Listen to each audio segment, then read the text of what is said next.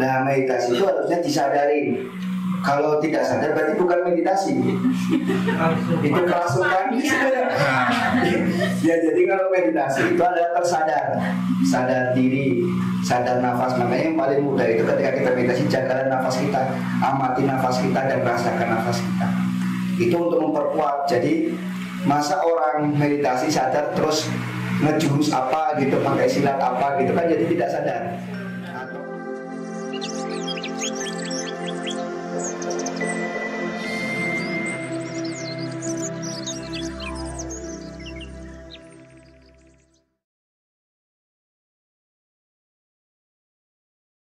Assalamualaikum warahmatullahi wabarakatuh. Puji syukur, rahayu.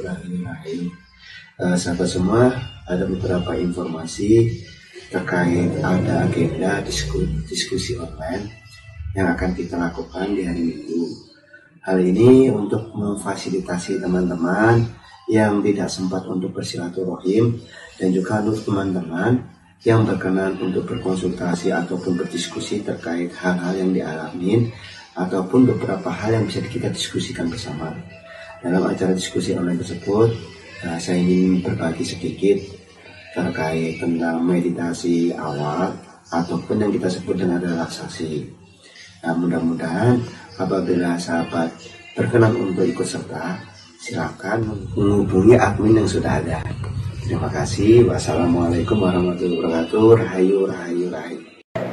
Assalamualaikum warahmatullahi wabarakatuh. Waalaikumsalam warahmatullahi wabarakatuh.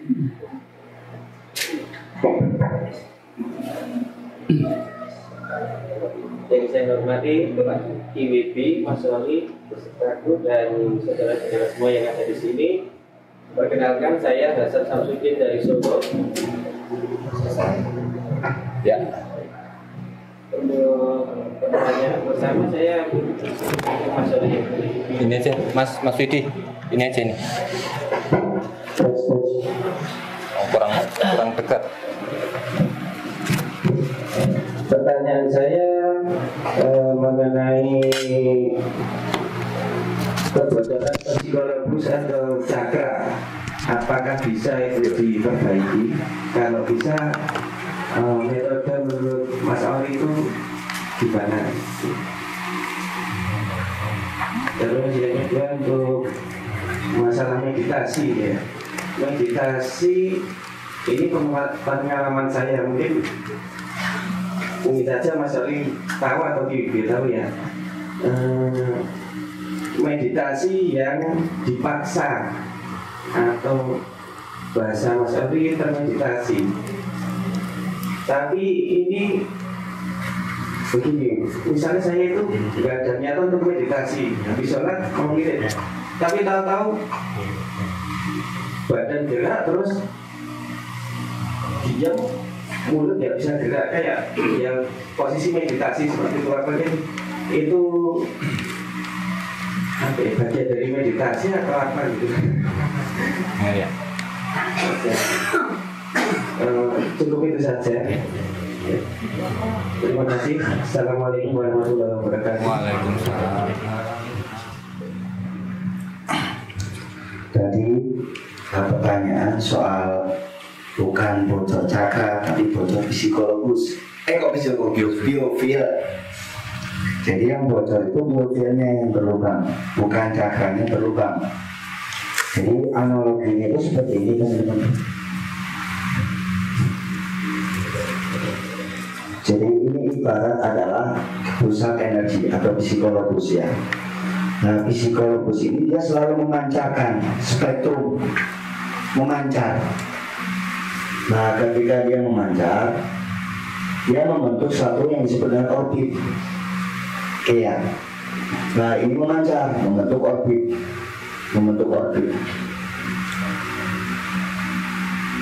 Nah, setiap pancaran ini dia memiliki spektrum warna tersendiri-sendiri. Nah, biasanya ketika ini memancar. Nah, pancaran ini yang membentuk medan biofil.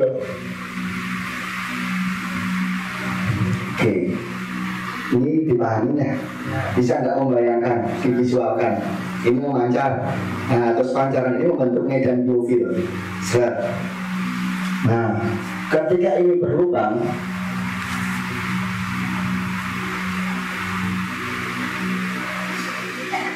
sebetulnya itu tidak mungkin. Misalnya ada teman yang berlubang, Mas tolong tempel filter saya gitu misalnya. Ditempel pun bisa, tapi dia tidak akan bertahan lama. Karena energi ini akan berubah menjadi satu bentuk, berubah bentuk, dia bisa menjadi imun. Misalnya ketika ini dibutuhkan dari dasar, misalnya kita lagi down, lagi putus asa, udah di fase-fase kritis lah, udah nggak ada gairah hidup. Nah sebetulnya energi ini dia dipakai untuk mensuplai ini agar apa? Kita memiliki daya semangat lagi, kita memiliki daya juang lagi, bukan makin down gitu. Jadi kalau misalnya mau diperbaiki ya kita kelola aja di psikologis kita. Ini sebetulnya apa yang kita bicarakan itu Mas saat ini, itu sebetulnya sama kayak tantra di zaman dulu. Makanya saya dulu pernah bilang di YouTube itu, sebetulnya leluhur kita, seluruh raja-raja dulu tidak mungkin tidak belajar tantra, pasti belajar tantra di zaman itu. Nah karena perkembangan zaman, kalau kita kan waktu itu memang ada DKT ya, di mana distorsinya ada yang oknum yang memanfaatkan tantra. Nah ya ada dua sisi lah itu fase itu. Nah bukan berarti kita meninggalkan tantra, sebetulnya ini pun sama cara kerjanya. Nah cuman perbedaannya adalah bahasa yang kita sampaikan dan caranya, cuman itu. Tapi kalau struktur itu pasti yang diolah adalah cakra. Misalnya kita bicara gini, cari referensi dimanapun, ada nggak yang bisa menjelaskan cakra? Paling tidak dia menyebutkan cakra itu cuma gini, ini bulat terus ada baling-baling, kan gitu. Sistem kinerjanya sendiri belum ada yang menjelaskan. Karena apa, pada zaman dulu tidak diperlukan penjelasan itu. Nah karena kita harus belajar nalar nih, tuntutan sekarang itu harus bisa dinalar. Jadi bagaimana bahasa yang dulu itu bisa diterima oleh orang sekarang, cuman beda kemasan istilahnya. Kalau misalnya saya nalar ini ya, nah misalnya ini teman-teman, bentuknya itu cakra itu bisa menghimpun energi itu seperti baling-baling kincir angin. Angin itu memutar baling-baling, ya kan? Baling-baling ini akan membangkitkan generator listrik, kan gitu. Sepakat ya? Nah itu kan lebih mudah. Sama sebetulnya. Kalau misalnya kita lihat dulu orang tantra belajar tantra, itu pasti dia mengalami satu stimulus diri. Ketika dia mau mempelajari meneliti, dia pasti masuk ke asrama. Asrama itu bukan di konsep kita sekarang. Asrama itu kalau konsep dulu adalah tempat penempaan diri, tempat menstimulus diri lah. Ibarat kalau misalnya kita bilang ini asrama, zaman dulu ya kayak gini. Ini disebut asrama. Bagaimana seorang menstimulus dirinya, mengasah dirinya. Bukan asrama itu di kayak di apa-apa cuma pak, enggak. Apartemen itu enggak. Kos-kosan. Dulu itu asrama itu sebentuk situasi di mana seseorang menempa diri, dan adanya pasti di hutan. Jadi dulu orang-orang dulu itu di hutan. Karena apa? Mereka memahami bahwa alam semesta itu mampu merefleksikan bentuk-bentuk keharmonian. Jadi kalau misalnya dia menentukan suatu ide, tidak mungkin terlepas dari alam. Karena apa? Kalau terlepas dari alam, berarti dia tidak harmoni dengan alam. Jadi tidak ada ruhnya. Kan gitu, sepakat ya? Nah dulu hutan yang paling banyak itu di Jogja. Makanya ketika dibilang Jogja itu kota pendidikan, saya sepakat. Karena di sini kumpulnya asrama-asrama dulu. Kalau nggak percaya cari referensi ya soal itu. Kan PR tuh. Nah, jadi dulu itu ada tempat penempaan diri yang disebut dengan asrama. Maka kita bentuklah asrama-asrama kecil untuk apa? Untuk menstimulus diri. Kan gitu. Nggak mungkin lah seorang Gajah Mada Kartanegara hidupnya enak-enak di Timang. Enggak. Ken Arok aja harus ke masyarakat, dia harus ditempa. Sunan Kalijogo pun sama. Nggak ada hidup lahir langsung enak terus jadi memiliki kebijaksanaan tinggi. Enggak. Pasti dia perlu tempaan dulu. Itu stimulus. Nah prosesnya itu misalnya gini, ini kita sebut dalam psikologus awal atau cakra awal. Dia cuma 2 kemping ini, kalau 2 kemping keping kalau dilihat. Nah ketika dia diolah, ditekan, dia akan pecah menjadi 4 keping. Jadi ketika teman-teman semakin terus intens berlatih, perputaran ini akan semakin besar. Oke, bisa dipahami tidak? Bisa sangat. Nah, psikologus dasar itu dia memang optimalnya dalam 4 keping. Karena dia cuma punya layer satu layer. Nah, sedangkan di tangan itu dia punya 2 layer. Layernya ada 2. Nah, dari 4 dia bisa menjadi 8 kalau optimal. Paling optimal nggak bisa ditambah lagi. Nah, ketika ini terus berkembang, perputaran energi itu akan semakin besar. Jadi gini, energi alam itu, saya jelaskan lagi. Kebanyakan kita salah kaprah menghimpun energi alam itu, energi alam dimasukkan ke tubuh kan gitu. Nah, padahal prosesnya bukan gitu. Seperti angin, seperti air turbin itu, air itu hanya memutar baling-baling, terus dia keluar lagi kan gitu. Angin pun sama kincir angin, dia hanya memutar. Ketika ini berputar, generator akan muncul energi. Jadi memang yang diperuntukkan apa yang kita pelajari energi murni dari diri kita sendiri, bukan dari alam kita masukkan ke tubuh. Kan kasihan tuh, demit-demit masuk ke tubuh semua. Kan gitu misalnya. Nah, jadi teman-teman, ketika ini dia terus terolah, bentuknya itu seperti ini.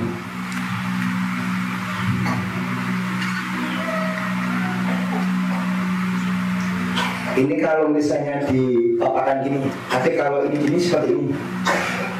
Bisa divisualkan ya. Jadi awal itu putarnya cuma gini. Nah, nanti kalau jadi berkembang, dia akan berputar seperti ini. Semakin luas, semakin luas. Oke. Semakin luas orbitnya, artinya dia akan menjadi ruang. Makanya saya bilang bahwa kita itu sebetulnya ada makhluk ruang. Keterjebakan kita sekarang, kita itu lebih memilih menjadi perabotan, maknanya butuh panggung, butuh diakui. Paham? Kalau menjadi ruang, siapapun akan datang ke kita, kita terima karena kita ruang kan gitu. Tapi kalau kita perabotan, ya udah cari aja ruang untuk kita diakui. Nah, makanya saya berharap teman-teman ini menjadi ruang-ruang baru hingga menciptakan suatu karya, suatu keindahan yang dimana di tempat teman-teman itu terciptalah suatu keharmonisan. Karena sekarang itu kita butuh ruang untuk bertumbuh bersama. Kalau kita menjadi perabotan, ya udah, kan bisa bedain ya ruang sama perabotan. Jatuhnya persaingan. Iya, kan gitu. Makanya saya berharap teman-teman ini menjadi ruang, menjadi luas hatinya seperti samudra. Mau dikencingin, mau dilemparin apa, mau ditambahin apa. Kalau samudra mau diminum gimana pun tetap asin. Nah, jadilah menjadi original dirinya masing-masing. Oke? Nah, saya terusin lagi. Ketika ini semakin berkembang, energi itu akan terstimulus, terhimpun di ini. Bentuknya seperti labu. Ini kalau kita namanya adalah sumbungna. Kalau biasanya lebih terkenal sumsumna gitu ya. Nah, sumbungna ini adalah wadah pengolahan energi. Nah, energi yang kita himpun ini dia akan terakumulasi di sini. Semakin besar energinya, tabung ini akan semakin besar. Oke. Nah, ini saya menceritakan runtutan untuk sampai ke tunggal ini. Nah, ketika ini semakin besar, ini ada yang disebut dengan Ida Pinggala. Apa tadi Mas ulang? Ida Pinggala. Ida Pinggala. Ini sebetulnya cuma sebutan nama aja. Kalau nggak salah, ada juga di Andra ya, Ida Pinggala. Jadi Ida Pinggala itu bukan kita mau berdebat definisi ya. Ini menurut saya, bisa jadi saya salahkan gitu. Ida Pinggala itu jalur. Jadi ketika seseorang Ida Pinggalanya aktif, itu biasanya akan mengalami indikator, bukan semuanya ya. Itu sebelah kiri itu panas, sebelah kanan itu dingin secara tubuh. Itu seperti inilah apa ya? Rasanya di tubuh itu kayak gitulah salah satunya. Nah, ketika Ida Pinggala ini dia aktif, dia mulai berbentuk jalur. Disinilah kundalini itu akan muncul. Dia berbentuk double heading.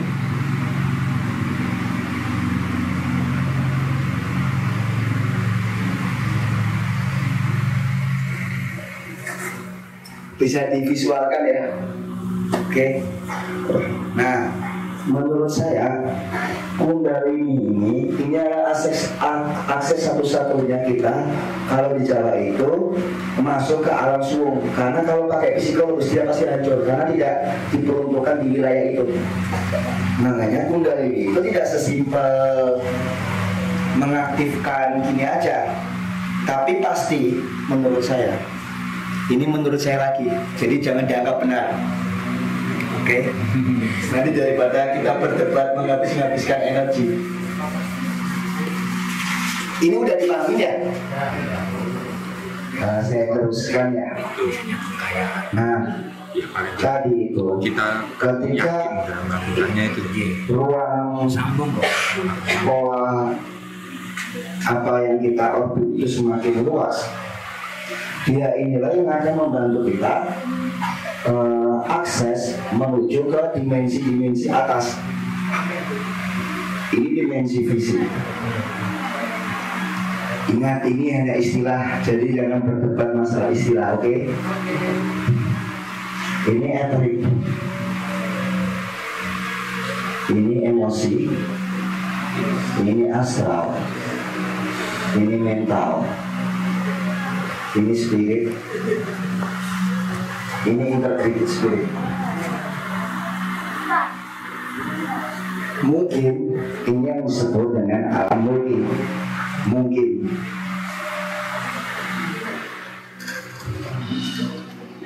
yaitu 7 level layar ke atas. Nah, ketika kita menaiki dimensi ini dibutuhkan secara kualitas dan kuantitas energi yang memenuhi. Kalau enggak ya sulit. Misalnya saya kasih contoh ada ya, jebakan terkait apa yang ditanyakan Mas C tadi tentang bagaimana seharusnya spiritual, kenapa lari ke supranatural. Padahal supranatural itu kalau misalnya di buku Justice itu kan supernatural, jadi menjadi manusia yang natural. Jadi kalau kita sakti kebal itu bukan natural, itu sakit bukan sakti. Sakit. Nah, di level ini saya kasih contoh. Biasanya ketika teman-teman bermeditasi, bukan saya tidak mau mengajarkan meditasi sebelumnya, karena kan memang saya itu ingin teman-teman ketika bermeditasi itu merasakan kenyamanan dan keamanan. Oke, jadi tidak hanya aman tapi juga nyaman. Karena ketika teman-teman meditasi, coba ditanya teman-teman yang sudah meditasi, kenapa waktu meditasi kok saya takut Mas? Terus kenapa saya melihat ini kan gitu. Kan kenapa itu kan berarti tidak nyaman. Nah, untung masih tidak nyaman. Kalau tidak aman, ngeblanknya pusing juga. Siapa yang mau tanggung jawab? Nah, saya itu mengantisipasi itu. Nah, misalnya aja, seseorang ketika dia bermeditasi dan dia di level-level ini, itu rasanya misalnya dia alam eterik. Alam eterik itu biasanya teman-teman melihat hal-hal yang menakutkan. Melihat apa gitu, visual, melihat apa, terus takut. Nah, kalau di level emosi, ini seperti ada yang menghantui, atau amarah-amarah, atau emosi-emosi masa lampau yang keluar. Itu di level emosi. Di level astral itu biasanya melompat-melompat. Kayak saya duduk ini, Mas, saya waktu meditasi itu saya langsung ke bulan, saya langsung ke kemana gitu. Itu di level astral. Makanya kita nyebutnya astral projection. Kalau di Jawa itu disebut neraka sukmo. Itu padahal sebetulnya masih di sini. Ini bukan saya merendahkan ya, karena ini adalah proses perjalanan yang harus kita tempuh. Oke. Nah, di level mental itu biasanya seseorang akan merasakan dalam kehidupannya itu seperti membosankan. Secara ini, kenapa ya kok itu gini-gini aja ya? Apa ya yang harus saya cari? Itu pasti dia sudah masuk pada level mental tanpa dia sadari. Jadi bukan bicara tentang kesaktian, bukan bicara tentang hal-hal fenomena yang begitu menggiurkan, tapi dia sudah berpikir kenapa hidup ini seperti ini aja. Oke. Nah itu silakan dikoreksi sendiri gitu. Karena menurut saya sesama hamba tidak boleh mengoreksi, sesama hamba tidak boleh saling menilai. Jadi silakan menilai dirinya sendiri. Oke. Di level spirit itu biasanya dia sudah mulai gelisah tuh dalam hidupnya, ketakutan akan kematian. Terus dia sudah berpikir, kalau saya mati nanti gimana ya? Itu pola pikirnya pasti yang diatur hal-hal gitu. Oke. Nah di integrity spirit itulah ketika seseorang sudah mampu memikirkan ini, apa yang harus saya bisa lakukan di dunia ini. Pikirannya pasti udah ke arah situ. Motif-motif cara berpikir yang melihat orang itu, aduh sayang sekali ya kenapa kamu seperti ini gitu. Bukan menyalahkan, tapi sebentuk empati besar itu muncul. Dan dia akan memahami bahwa dirinya itu unik, dirinya itu berbeda, dan setiap orang itu berbeda-beda. Dan disitulah dia akan memikirkan bagaimana cara kita bisa berkolaborasi. Makanya dijawab kenapa nilai tertinggi itu gotong royong, guyup, kan gitu. Nah kita kan sudah kehilangan itu. Berarti kan kita downgrade tuh secara kesadaran. Oke. Nah setelah dia mencapai siluar, ini adalah wilayah psikologis yang digunakan. Jadi psikologis yang berperan. Kalau di wilayah simular, dualitas itu kan seperti ini, siang malam, hitam putih, masih ada ruang dan waktu lah. Masih ada kutub positif, kutub negatif. Masih ada baik dan buruk. Tapi kalau di simular itu sudah tidak ada apa-apa. Dia adalah ruang kuantum. Nah di simular itu yang dibutuhkan cuma ini aksesnya atau bulog. Dia seperti kendaraan yang kecepatannya melebihi kecepatan cahaya. Ini bisa dipahami atau belum? Nah, makanya itu dikoreksi. Ketika seseorang mengatakan sudah berada di level kundalini udah aktif, tapi bicara masih di level ini, nah itu perlu dipertanyakan. Gitu. Karena tidak mungkin dia akan berbicara di wilayah ini. Pasti wilayah yang dibicarakan adalah esensi dari kehidupan. Oke. Nah, ini pun dibagi menjadi tiga alam. Kalau misalnya di ini Islam ya ada Jabarut, Malakut, Lahut lah. Istilahnya gitu. Nah kalau kita sebetulnya ini pada satu dimensi yang sama, alam suwung itu. Nah memang yang bisa mencapai ke alam ini ya cuma manusia, malaikat aja kan berhenti di sini. Nah jin cuma di sini kan, pokoknya kalau kita masih pakai perewangan. Jadi kalau misalnya kita masih pakai faktor X lah, jangan perewangan, kasihan. Nah pakai faktor X itu ketika dia naik di level ini, dia pasti hancur secara otomatis. Kalau nggak percaya buktiin sendiri. Caranya Dengan jurus saja. Nah kalau ada kesurupan, naik aja di level ini pasti bersih semua. Karena apa? Pasti hancur. Nah itu yang dikatakan gini, ketika memang dulu misalnya ada orang meninggal, terus dia tidak bisa meninggal, oh itu masih gandui gitu. Kan dia harus diturunkan. Karena apa? Ketika itu dipaksa ke sini, dia meledak, lebur gitu loh istilahnya. Karena menurut saya wilayah mereka itu bukan berada di fisik, tapi di -2 berawalnya. Makanya saya bilang maksimal faktor X itu cuma sampai di sini. Tingkat Jaggernya lah. Nah kalau kita misalnya masih pakai bantuan-bantuan, ini adalah raja ini di wilayah ini gitu, kita masih pakai itu ya konyol. Buru-buru kita mau kesini aja kita kesulitan. Makanya orang sakti itu nggak enak. Coba aja yang pernah belajar kesaktian, kebal, pantangannya apa aja kan enak, nggak boleh makan ini, nggak boleh makan ini, nggak ngerasain ini. Kata siapa enak? Nggak enak. Enak itu menjadi manusia normal seperti ini.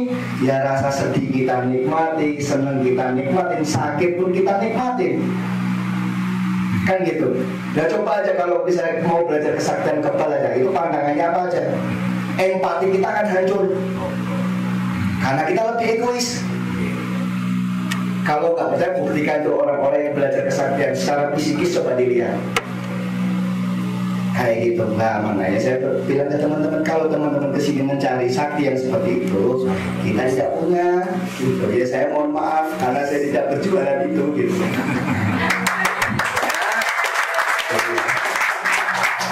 Nah, kalau misalnya teman-teman mau sakti versi kita. Sakti itu apa? Menggantungkan segala sesuatu apapun hanya kepadanya. Itu baru sakti. Nah terserah kalau mau itu ya kita bareng-bareng. Karena saya juga mau berpartisipasi. Gitu. Oke ya. Nah dari sinilah sebetulnya kita akan memahami. Ini tak menjawab belum yang tadi ya? Sedikit menjawab ya mas. Tapi yang soal meditasi yang dipaksa itu, Meditasi yang dipaksa. yang tiba-tiba kaku terus kayak meditasi. Nah meditasi itu harusnya disadari. Kalau tidak sadar berarti bukan meditasi. Itu kerasukan. Ya jadi kalau meditasi itu adalah tersadar, sadar diri, sadar nafas. Makanya yang paling mudah itu ketika kita meditasi, jagalah nafas kita, amati nafas kita dan rasakan nafas kita. Itu untuk memperkuat. Jadi masa orang meditasi sadar terus ngejurus apa gitu, pakai silat apa gitu kan jadi tidak sadar, atau aung gitu kan Jadi macan. jadi macan. Nah meditasi itu sebetulnya fungsinya adalah untuk internalisasi diri. Makanya saya bilang ke teman-teman, jangan kita terlena oleh fenomena-fenomena meditasi. Buat apa? Kan sering tuh kita itu berarti fenomena. Saya itu meditasi itu melihat ini, ketemu ini, terus lapo gitu kan. Karena yang diperuntukkan ketika kita meditasi itu di dunia polar, kan gitu. Kalau toh meditasimu setinggi langit dengan pengalaman fenomena setinggi langit, tapi di polar itu tidak membawa manfaat, terus buat apa? Kan realita itu diuji di polarnya. Jadi sebetulnya kualitas meditasi seseorang itu dilihat dari apa? Dari peran dia di masyarakat. Makanya orang dulu itu dibilang semoga diangkat derajatmu.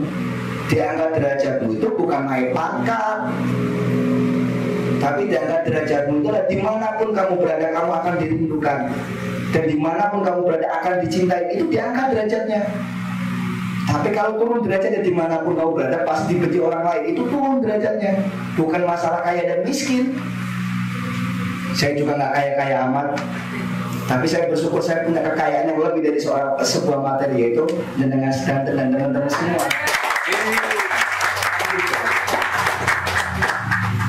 Nah, makanya itu ketika kita meditasi itu perkuat dulu tujuan dan niat kita, termasuk apapun, segala apapun tindakan baik itu yang dilihat bukan kebaikan dari tindakan itu, tapi motif dari itu.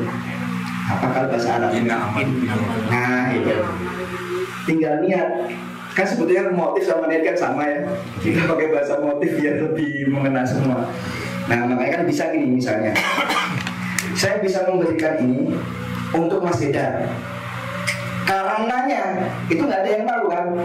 Jadi karena saya pernah ditolong Mas Dedar, atau karena biar dilihat orang banyak lah, biar saya kelihatan mulia. Kan nggak ada yang tahu tuh motif itu. Oke.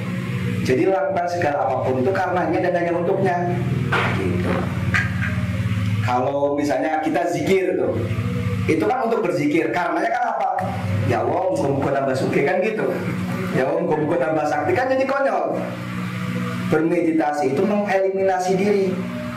Makanya saya bilang ada yang istilahnya memintalah kepadaku maka aku akan berikan kepadamu. Karena sebetulnya kita selalu harus meminta kepadanya. Itu biar kita nggak dianggap sombong. Yang kedua, berzikirlah kepadaku hingga kamu lupa akan dirimu. Yang kamu ingat hanya aku, maka aku akan berikan lebih daripada orang yang memintaku. Lebih mulia yang mana sebetulnya? Kan itu. Oke.